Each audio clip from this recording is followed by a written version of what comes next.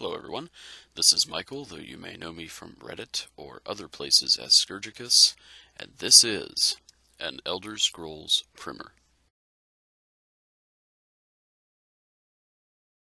Today we're going to be talking about the Aedra and Daedra. While I've mentioned them in some of my episodes before, today we're really going to try to dig in and understand just who and what they are. And I think the easiest way to do that will be to talk about the creation story. In the beginning was Anu, the One or the All, sometimes associated with light, perfection, and stasis. Anu wanted to understand himself better, and so he created his opposite, Padme, who is sometimes associated with darkness, imperfection, and change. Out of their interactions were born the Aedra, or the original spirits. Among these spirits was one known as Lorkhan, and attempting to discern his motivations has long divided the peoples of Tamriel and fans of the series. Lorkhan approached the other spirits and suggested that they create a world together. Now the idea apparently was somewhat controversial, because not all of the spirits agreed to the endeavor. The spirits who agreed to help Lorkhan became known as the Aedra, or our ancestors, and those that refused are called the Daedra, or not our ancestors. Unfortunately, the creation of the world, Nirn, did not go according to plan. From the beginning, Nirn was unstable, and many of the Aedra had to sacrifice their power in order to stabilize the planet.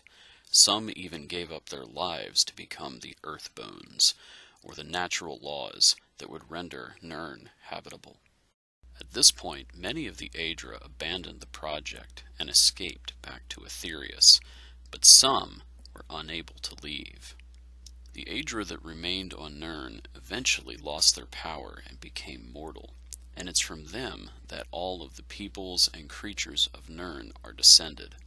It's fascinating to me to think that all life on Nirn was brought about not by some form of evolution, but rather devolution, or as it's referred to in lore, Sub-gradience. Now probably my favorite thing about Elder Scrolls lore is that the universe is mythopoetic. Now that's one of those really big words that I like to use, and what it basically means is that the universe is subject to belief.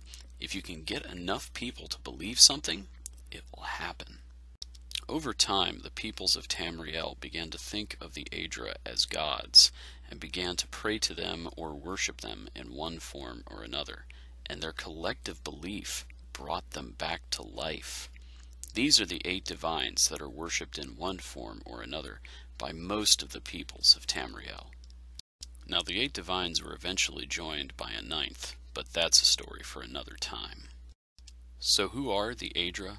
The Aedra are the spirits who created the world, sacrificing themselves in the process, and were believed back to life by the peoples of Tamriel.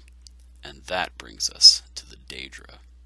As I said before, the Daedra are the spirits who did not participate in creation, but once the project was completed, they became very interested in the peoples of Nirn, and they've been interacting with them almost from the beginning. Some of the Daedra seek to guide, some to corrupt, and some have motivations that are simply unknowable. Because of this, some have begun to describe the Daedra as demons, but that's a very loaded term, and I'm not sure that it's one that adequately describes who they are. Instead, I think it's best to say that the Daedra are spirits who were reluctant to get involved in creation, but eventually decided to join in, for good or ill.